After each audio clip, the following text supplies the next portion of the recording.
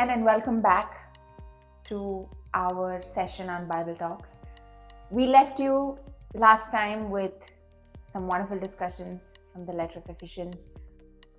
And today we're going to continue that, talk a little bit more about experiences, talk a little bit more about husband, wife, and the union of marriage. So stay with us as we go through this again. Let me ask you one more question. You shared your experience of what it is. In that context, in spite of all the understanding that you both were sharing, were there any challenges in your life in following this, or in asking or doing this in your family? Any incidents that come on top? Any challenges of not being? Be it submitting or anything that you have seen the other way it's going. Okay, so far, see, being submissive, I'm an opinionated person in general. So being submissive, like she said, right, it doesn't mean that you are completely undergoing and listening to every this thing. So what happens is, being submissive has helped my marriage dramatically, hands down. Nothing, there is no way for that. And your question again, if I repeat, by being submissive, has it been? Were there any challenges? There have been any challenges? Yes, sometimes yes. So for example, when I think this is how it should go, and I felt this is the right thing to do in certain areas, I was right, and if he had said no, I still started listening to him. And it has helped my marriage overall. But then I also communicate to him, because that is a key. Where I say, you know what, you said this to me and you did this to me, but this is how I feel. And then we actually sit down and communicate and say, okay, this is what I meant when you did this. So it has opened a way of communication, but by submissive, I've become obedient to him. But there is, I again need to clarify, this submission and obedience makes sense when there are two individuals of understand. There's some level of understanding that needs to be there. But let's say if my husband was alcoholic or has any mental disorder or anything, or narcissistic, schizophrenic, so many mental disorders that is out there, or telling me or making me do something which is not biblical, then should I submit to my husband is also a question. The answer to that is no. That is where we need a third party, like we need to talk to the parish priest or someone neutral to get help. That time, submissiveness doesn't work. A submissiveness will work when there is sanity in marriage and when there is sanity in mind, and communication being the key of it. What I believe. What do you think, Niti? A little different angle maybe for this. One thing that I always struggled with is, and I still don't understand it completely, but I try to, is unconditional love. It's a favorite, two favorite words that I like, but two words I really struggle with in my life, because like I said before, I need not agree with you.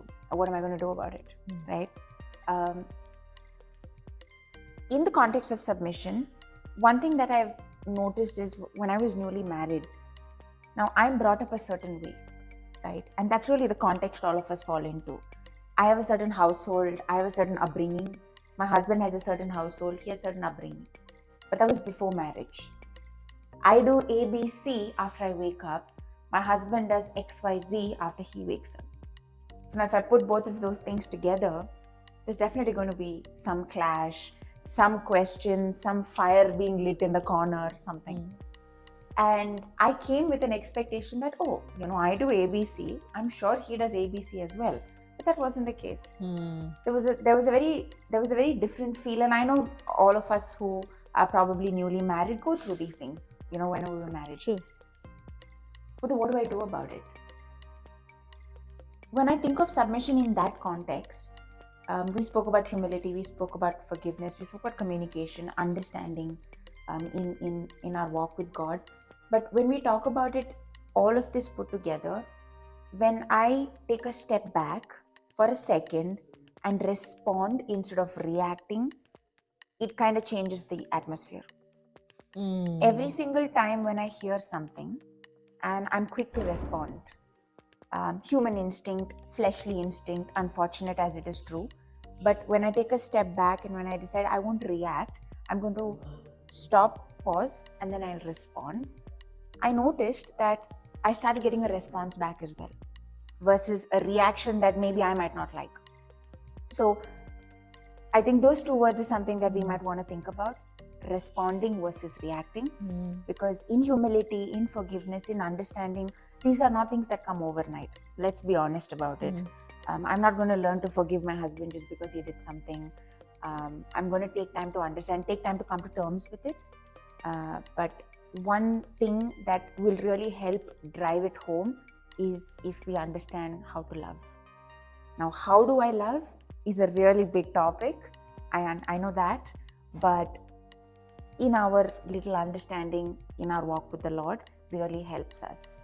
Because if I love, then I'm going to love the good and the bad. Like, why do I love my parents? My parents have maybe, shouted at me, yelled at me. My teachers have shouted at me. But today also when I go back, I still go back with love. Why is that? And why is that I'm not able to do that with my husband? Or why is that I'm not able to do that with my child or my friends? Why? I think that's a question that we need to maybe answer for ourselves. Brilliantly. Fair point. Yeah. Good, yeah. Yeah. Thinking about that, I have a question, and this is from a husband's angle, if you will. Let's say in real life, in the same context, right? I don't agree, husband doesn't agree, but I'm unable to really come to a solution. From a husband's angle, one of the things I've always thought about is what really goes on in your mind when you have to think not just for yourself, you have to think for one more lady who's with you. And let's say if you have kids, you have to think for your kids as well, or let's say your own mother and father or your wife's mother and father. What really goes on in your mind? Do you feel a kind of pressure? Like what do you feel when something like that happens? In terms of submission? In terms of submission, let's say your wife does submit sometimes, not really submit every time. So what really goes on in your mind then? What if she disagrees? Yeah. Yeah. It happens day in, day out. Yeah. How do I deal in that case? This is all my personal thing. If I would share, one thing that I always see when it comes with dealing my wife in the times of disagreement, when things are all good, things are very fine. Yeah. I love her, she loves me, things are good and nice.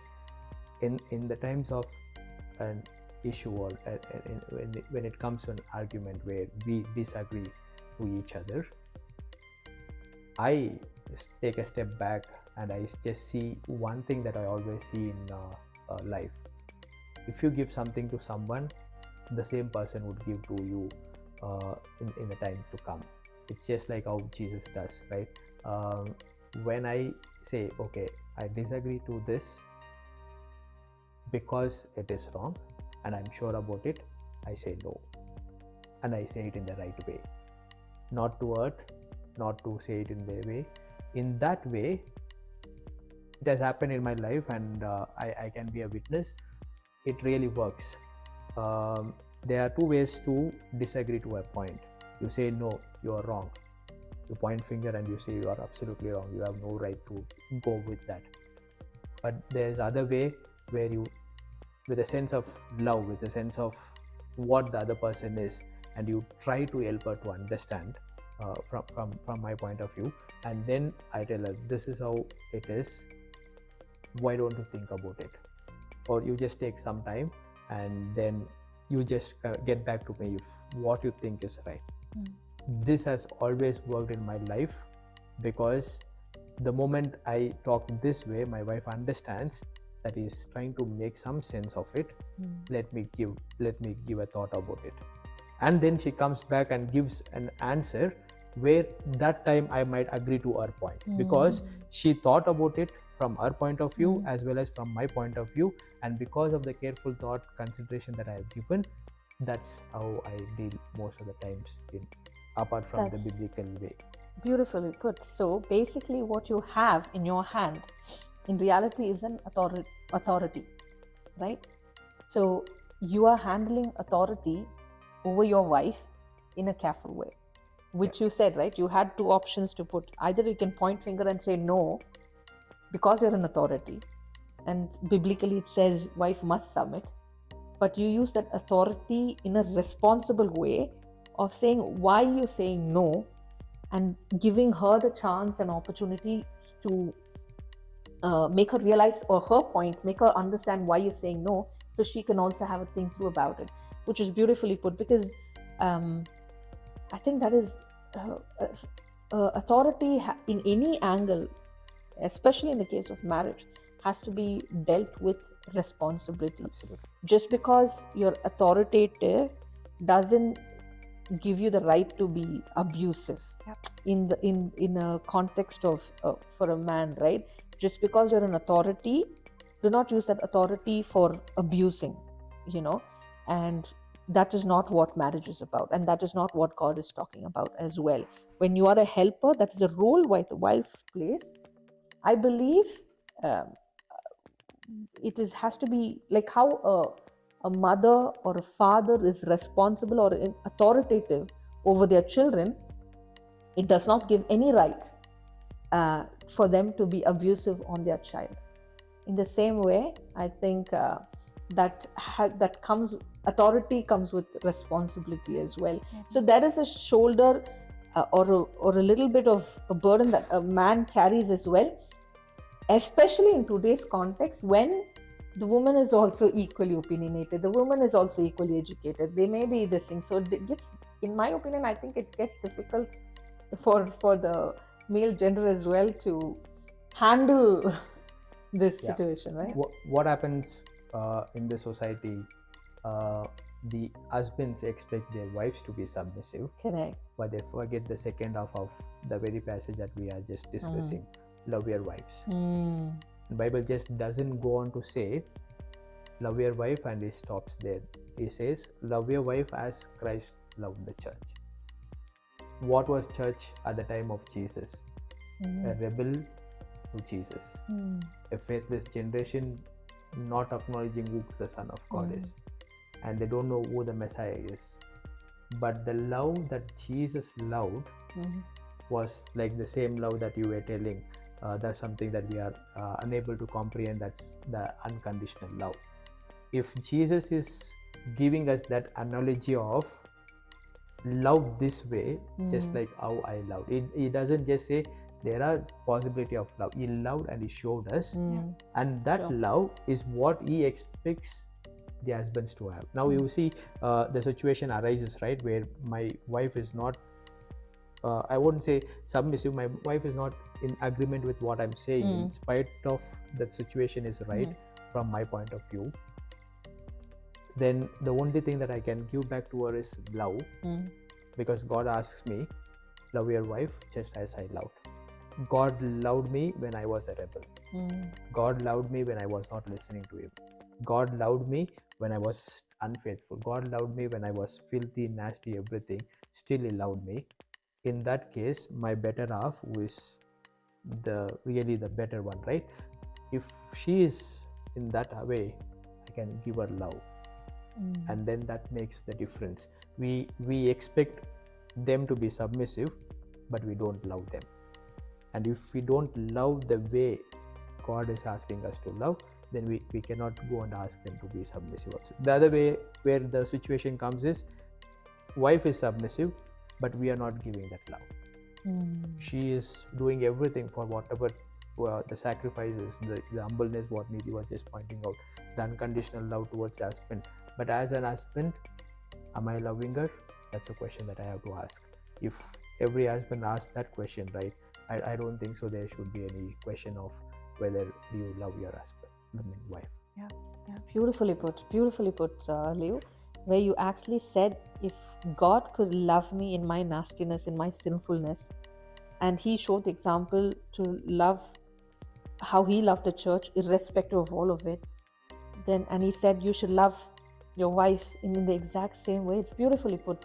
And one thing which I've learned in the duration of my marriage is love is a decision.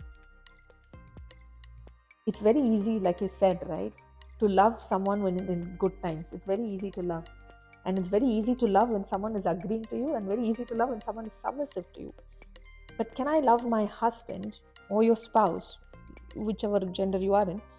Can I love a time of difficulty? Can I love you when I don't feel like loving you? Can I love you in your weakness?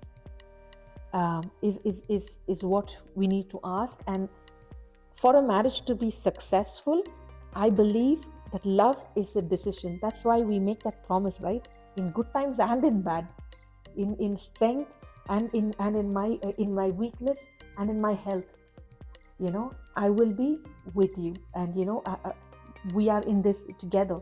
So your love is in good times and in bad. The decision should be there in both times to stick together in that turmoil as well. And that's where Jesus becomes the calm in the storm. If Jesus can sleep in the storm while your boat is rocking in your marriage, but if he's sleeping and if he's right in the center, I would say don't worry, because he can get up and say, be still, and it will become still. So it's a decision that we make every day of our life to love, especially in the weakness, especially in the hard times.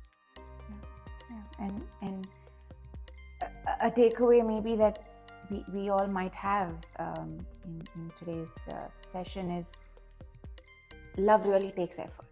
It's not easy. If it was so easy, then the world would be a different place. As Leo said, God took the effort to love. God is love, right? And we are not love, but we are His children, made in His likeness and image. So if the Lord can love a generation like ours, why can we not begin to love ourselves? Introspect, retrospect, who I am, what I am, how do I respond, how do I react, am I forgiving, do I forgive myself, do I ask for forgiveness?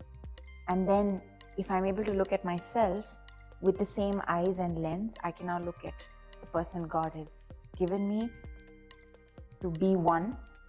And the Bible very clearly says they are one. They are man and woman, but they are united in the love of God. So different experiences, ups and downs.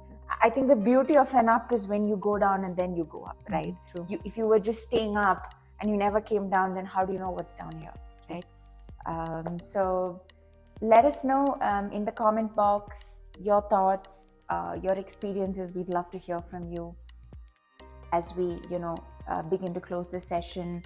Any final thoughts that my brother and my sister here have, we can maybe say goodbye.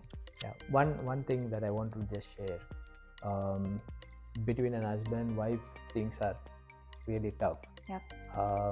In spite of all that we spoke, in spite of all the knowledge that I have, in spite of all the scripture that I know personally, in spite of all the family prayer that I have every day with my wife, I find it tough sometimes by myself to show the very love that Jesus showed on me. It's not like just because I spoke here and just because I shared a situation where we overcome. That's not easy. But every time when I go, God just keeps reminding me, love your wife. And though it's tough for me to accept that moment, but eventually I come there because God gives me that grace to know you are there. And the moment I realize where God wanted me to be, I feel, this is family, this is life. And that's where the beauty of our marriages is going step by step. There are situations I struggle, but God gives grace. That's a point I wanted to make very clear. God will put you there, just like how you were in the storm, but He will make way to get how you wanted to be as a biblical husband, as a biblical wife, to run the covenant along with Jesus Christ. And if I have to conclude, and if you could take just one thing from this whole thing, is the enemy is not your spouse. The enemy, for all you know, is not the flesh and blood, but the spiritual thing that can try to separate. Because if God, family or the matrimony is an institution which God had put in place for a man and a woman. And if you find your husband is wrong, or if you find your wife is wrong, the enemy is not your husband or your wife. Pray for that person. The more you find it difficult for you to handle your husband or for you to handle your wife, pray for that person even more ardently and get Jesus in the center of your marriage. Because there are three people who are in this concept, like how Leo said, husband, wife, and Jesus. The minute you have Jesus in the center, and seal it by the blood of Jesus as well as your marriage, just say it as a daily prayer. Jesus, I seal my marriage with your precious blood. And you're going to see, the minute you realize the enemy is not your spouse, and you invoke the presence of Jesus and ask God to intervene in your marriage, you are going to see things turn around for you. This is something which I believe in, and I hope you get to see that in your marriage as well. Get Jesus in your marriage. That's my last message for this entire episode. Thank you very much. Do I want to say anything to the unmarried, or now they have to prepare? Absolutely. And just in closing remarks, don't be afraid. Fear is something, funnily, that as children we don't have, but we learn to fear as we grow up. As paradoxical as that sounds, that's something all of us really experience when we grow up from being a child to reaching an age where we decide to enter into a marriage with, a woman with a man or a man with a woman.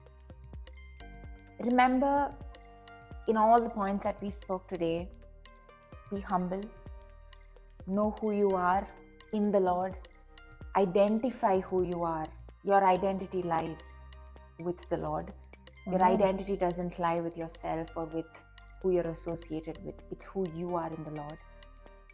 Forgiveness is also a choice, because forgiveness derives itself out of love. And when you say something as simple as, Lord, teach me to love, that is something that you will learn as you take a step into one of probably the biggest milestones in your life, which is going to be marriage, for those of you who are looking to get married. If everything was rosy, it's not going to be fun. You're not going to learn anything. And above everything, you will never be able to understand what kind of love the Lord had for His people. It has to be unconditional. There is a lot of pain, there is a lot of sorrow, but every sorrow will turn into joy. So be still and know that He is Lord in all our lives. Amen. As we conclude today, take this back with you, meditate over it, share it with people who you think might benefit from this discussion. Let us know in the comment box if there is anything that you would like to discuss with us. We will take that as a separate topic of discussion, and we'll be happy to address that with our elders as well. So until we see you next time, be strong, be still, and remain in the Lord Jesus Christ. Thank you so much. Thank you very much. God bless you.